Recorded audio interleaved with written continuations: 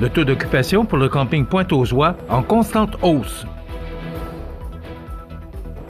Les succès se suivent pour le Festival de l'Oie Blanche de Montmagny, un reportage de Jean Carbonneau. Nouvelle entente entre l'Alliance de l'énergie de l'Est et Hydro-Québec.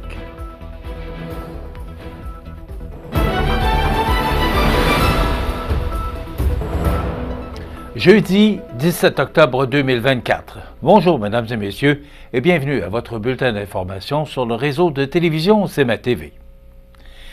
Les adeptes de camping ont encore afflué en grand nombre cette année au camping Pointe-aux-Oies de Montmagny, les conditions météorologiques des vacances estivales ayant grandement contribué au succès du camping.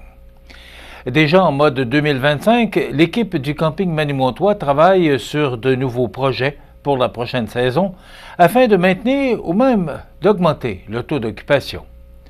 Alors que le taux d'occupation du camping Pointe-aux-Oies était à 62 % en 2023 pour la période de mai à octobre, celui-ci a grimpé à 67 % pour la même période en 2024, ce qui témoigne de l'appréciation de l'expérience offerte par l'établissement. La température exceptionnelle du mois de septembre a permis de prolonger la saison de camping, ce qui explique cette légère hausse du taux d'occupation, de mentionner William Laberge, directeur du camping. Grâce à la nature et à la qualité des infrastructures, à l'aménagement du terrain et à la variété des services et des aires récréatives, le camping Pointe-aux-Oies a pu, en plus de conserver ses 5 étoiles, bonifier son offre avec un nouveau service de location de vélos électriques auquel s'est greffé l'aménagement d'un accès cyclable à l'entrée de l'établissement. De plus, une nouveauté s'est ajoutée cette année, soit l'acquisition d'une première roulotte locative en juin dernier et une seconde au début du mois d'octobre, en plus de l'offre de prêt à camper, composée des 3 yourtes et de 2 gouttes d'eau déjà existantes. On a aussi procédé à l'aménagement d'une cuisine communautaire donnant accès aux campeurs à divers équipements et commodités pour préparer les repas, installer des chapiteaux qui offrent de nouveaux espaces de rencontre et installer une clôture à l'extrémité est du camping, remplacée pour des raisons esthétiques et de sécurité. Le Festival de l'Oie Blanche de Montmagny a clôturé son édition 2024 ce lundi, fête de l'Action de grâce. Jean Carbonneau nous dresse un bilan de la fête automnale manimontoise. Le week-end de l'Action de grâce à Montmagny a été marqué pour une 52e fois cette année par la tenue du Festival de l'Oie Blanche. L'événement s'est généralement tenu les années antérieures dans le secteur de l'Aréna de Montmagny, mais depuis l'an passé, Place Festival s'est rapproché de la population et est situé au centre-ville de Montmagny, plus précisément au sous-sol de l'église Saint-Thomas. Précédé le dimanche 6 octobre par le déjeuner d'envoi, le moment fort des activités a débuté le jeudi 10 octobre pour se terminer lundi dernier. Le président du Festival de l'Oie Blanche, Maxime Dionne, nous dresse un portrait de l'affluence aux activités cette année, quelques jours après ce week-end festif. À partir du déjeuner d'envoi, je savais que les gens allaient répondre, puis je remercie Manimontois parce que j'ai vu des visages que faisait longtemps que je n'avais pas vu de Montmagny qui sont venus nous voir. J'avais demandé à la population, puis on a eu la réponse, puis bien content, bien satisfait. Déjeuner, animation musicale et activités familiales pour les jeunes le jour, spectacles musicaux et galas de lutte en soirée, la population de la région et même de l'extérieur a répondu à l'appel des organisateurs. Les déjeuners ont été tous populaires. Avec les titres, on a porté des titres cette année académiques. Là, on a eu la réponse des jeunes, le déjeuner Cognac Belize. On a eu nos entrepreneurs. Après ça, on a eu notre roulement. C'est un vendredi. Le vendredi, c'est toujours un roulement. Le samedi familial, ça a été wow. Le dimanche, wow. Dimanche, ça a été même une file jusqu'au trottoir. Le samedi et le dimanche, que wow. Je m'attendais pas à ça, là, la lutte, les spectacles qui entouraient la lutte, l'animation. Le dimanche, le country. Les gens aiment le country et on le voit. On a eu du monde de l'extérieur, Jonquière, Montréal, qui sont venus danser. Merveilleux gens.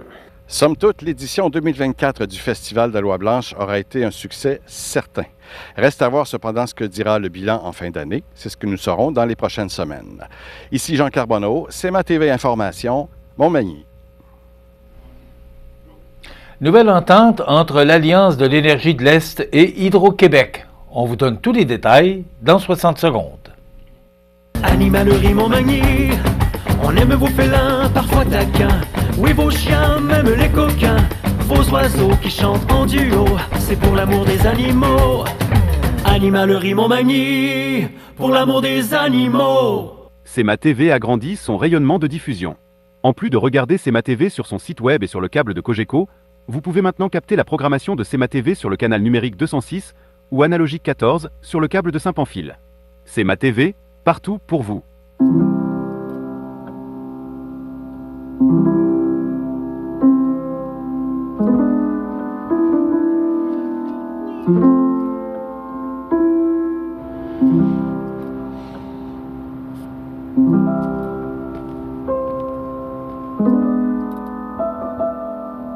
Votre présence est discrète, votre impact est concret.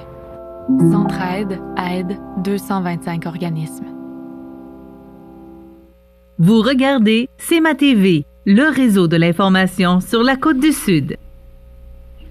La députée de Rimouski et ministre responsable de la région du Bas-Saint-Laurent, Mme Maïté Blanchet-Vézina, la députée de Rivière-du-Loup, Témiscouata, incluant les Basques, Mme Amélie Dionne, ainsi que le député de la Côte-du-Sud, Mathieu Rivet, étaient réunis pour souligner une nouvelle entente entre l'Alliance de l'énergie de l'Est et Hydro-Québec.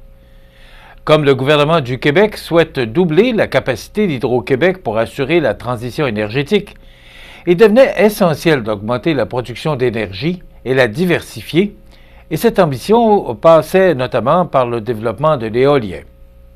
Cette entente permettra le développement d'environ 1000 MW d'énergie éolienne dans la zone de Vaucasson, au sud-ouest du Bas-Saint-Laurent, pour un projet d'investissement possible de 3 milliards de dollars qui sera réparti entre Hydro-Québec et l'Alliance de l'énergie de l'Est. Ce partenariat avec la Première Nation Wolastoqiyik, Wasupikuk, qui fait partie de l'Alliance de l'énergie de l'Est, donnera également lieu à une plus grande collaboration entre Hydro-Québec et les Premières Nations, qui sont des partenaires de premier rang pour le développement énergétique de l'Est du Québec. Les députés du caucus du Bas-Saint-Laurent sont fiers que la région prenne part à la transition énergétique du Québec en mettant à profit les qualités territoriales de la zone de Vaucasson pour le développement éolien et travailleront de pair avec le milieu afin d'assurer la concrétisation des futurs projets. Le Québec est résolument engagé dans sa transition énergétique et cela offre de formidables perspectives pour nos régions comme le Bas-Saint-Laurent. Le développement de nouveaux parcs éoliens contribue non seulement à améliorer notre bilan environnemental, mais crée aussi de bons emplois et des retombées économiques dans nos régions. L'entente conclue aujourd'hui confirme de nouveau le rôle de leader que le Bas-Saint-Laurent joue dans l'essor de l'énergie éolienne et j'en suis très fier, a commenté Maïté Blanchet-Vézina, députée de Rimouski et ministre responsable de la région du Bas-Saint-Laurent.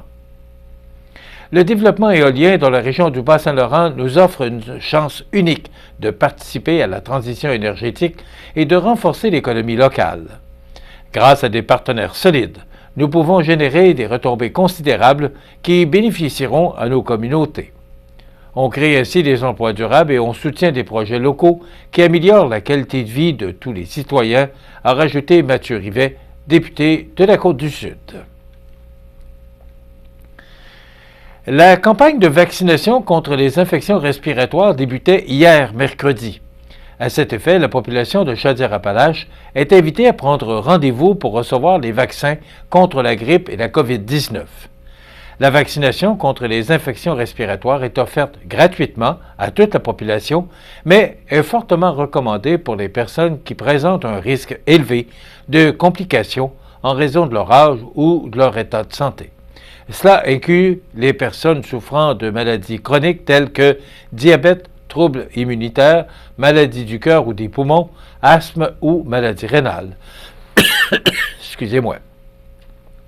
Ça inclut également les personnes âgées de 60 ans et plus, les enfants de 6 mois et plus avec des particularités de santé, les femmes enceintes, les personnes en contact fréquent avec des individus à risque élevé de complications, notamment les proches qui habitent sous le même toit qu'un enfant moins de 6 mois, et également les travailleurs de la santé. Vous pouvez prendre rendez-vous dans les points de service locaux et les pharmacies participantes en visitant le clic-santé.ca ou en téléphonant au 1-855-480-8094 du lundi au vendredi de 8h à 18h et les fins de semaine de 8h30 à 16h30. Et en terminant, les employés de la Société des alcools du Québec, la SAQ, sont en grève aujourd'hui, jeudi 17 octobre, et ce, partout au Québec. Selon le quotidien Le Soleil, la semaine dernière, la SAQ a proposé 16,5 % d'augmentation sur 6 ans, demandant, du même coup, que la convention collective soit de 6 ans plutôt que de 5 ans. L'offre a été jugée inadéquate par le syndicat qui rappelle que le secteur public a plutôt obtenu 17,4 % d'augmentation sur 5 ans. Au début de la négociation, le syndicat demandait 18 % d'augmentation sur 3 ans, en plus de l'indice des prix à la consommation. En vertu de la présente convention collective, le salaire d'un caissier-vendeur depuis le 1er avril 2022 est de 21,50 $ l'heure au premier échelon et de 28,15 $ l'heure au 6e et dernier échelon. Représentant plus de 5 500 membres, le syndicat demanderait notamment de plus grandes primes pour les soirs et les fins de semaine, la protection des postes réguliers et un plus grand accès à l'assurance collective. Les sports, présentés par Groupe Corriveau, entrepreneur électricien et plomberie, un appel, 4 services. Groupe Corriveau à Montmagny, 418 248 8992, votre solution. Vous avez des projets de construction ou de rénovation? Pensez Groupe Corriveau, entrepreneur électricien et plomberie. Un appel, 4 services, 418 248 8992, Groupe Corriveau à Montmagny ou groupecorriveau.com. La solution pour du travail bien fait.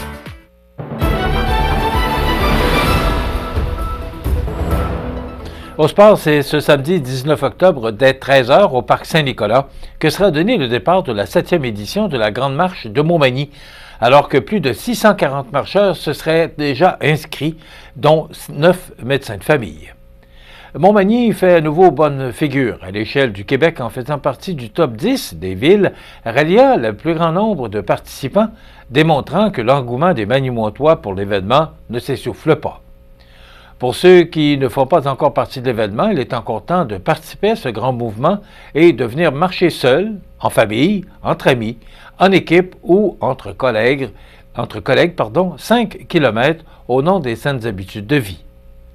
Le départ se fait à 13h, mais pour les marcheurs qui voudraient profiter pleinement de l'animation musicale, de recevoir le foulard tubulaire aux couleurs de l'édition 2024 ou encore de s'échauffer sur de la musique entraînante, les participants sont attendus dès midi au Parc Saint-Nicolas.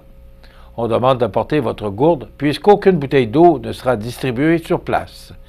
Des maquilleuses et quelques organisations de la région seront aussi sur place alors que les intéressés pourront pique-niquer sur le site avant l'heure de départ.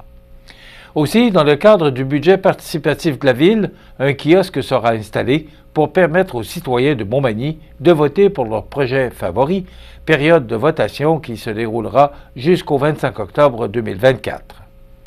Le pont donnant accès au Parc Saint-Nicolas sera fermé à la circulation automobile pour la durée de l'événement, signifiant qu'il faudra se stationner dans les rues avoisinantes, à l'école Saint-Nicolas ou à l'église Saint-Mathieu.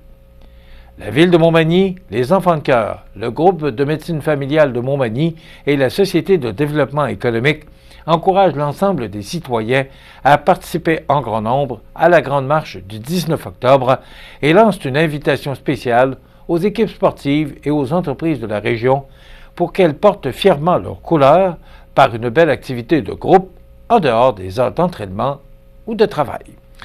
Voilà ce qui complète notre bulletin d'actualité pour aujourd'hui. Dans quelques instants, on a pour vous les prévisions de la météo. Voilà, c'est tout pour l'instant. Bonne journée, mesdames, messieurs. Pour rejoindre la salle de nouvelles de CMA-TV, nouvelles au pluriel @cmatv.ca ou encore 88 241 13 13 poste 226.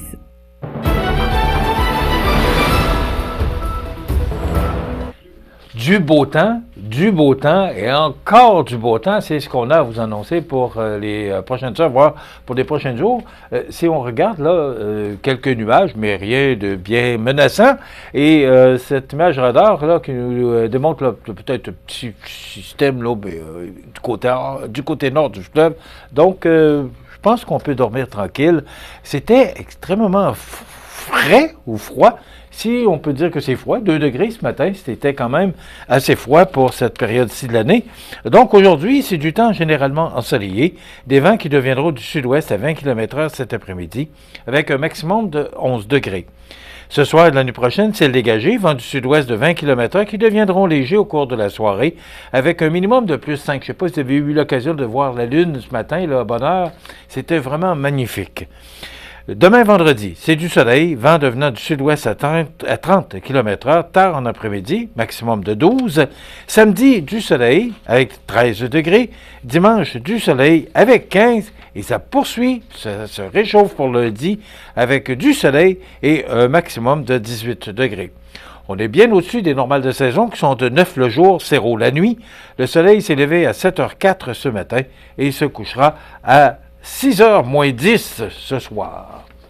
Il fait actuellement 3 degrés à l'extérieur des studios de CMA-TV. Les vents soufflent de direction sud-ouest à 17 km/h. L'humidité est à 86 % et la pression barométrique est à 102,3 kPa.